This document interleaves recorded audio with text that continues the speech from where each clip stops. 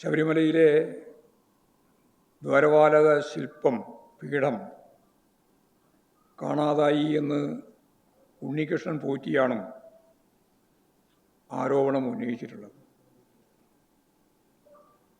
ലോക അയ്യപ്പ സംഗമത്തിൻ്റെ തൊട്ട് മുമ്പ്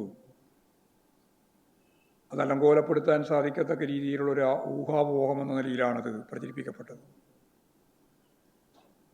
അപ്പോൾ ഇത്തരത്തിലുള്ള കാര്യങ്ങളിൽ നിന്ന് ഇപ്പോഴും തുടർച്ചയായി ഒരുപാട് പ്രശ്നങ്ങളാണ് വന്നുകൊണ്ടിരിക്കുന്നത്. അത് സംബന്ധിച്ച് ഹൈക്കോടതി നിർദ്ദേശപ്രകാരം ദേവസ്വം വിജിലൻസിൻ്റെ അന്വേഷണം നടന്നുകൊണ്ടിരിക്കുകയാണ്. ഈ എല്ലാ ആരോപണങ്ങളും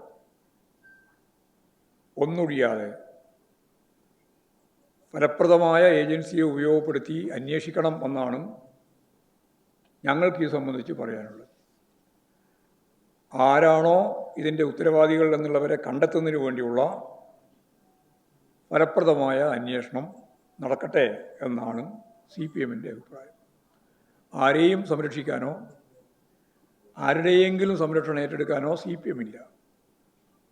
സത്യസന്ധമായി കാര്യങ്ങൾ കൃത്യമായി അന്വേഷിക്കണം.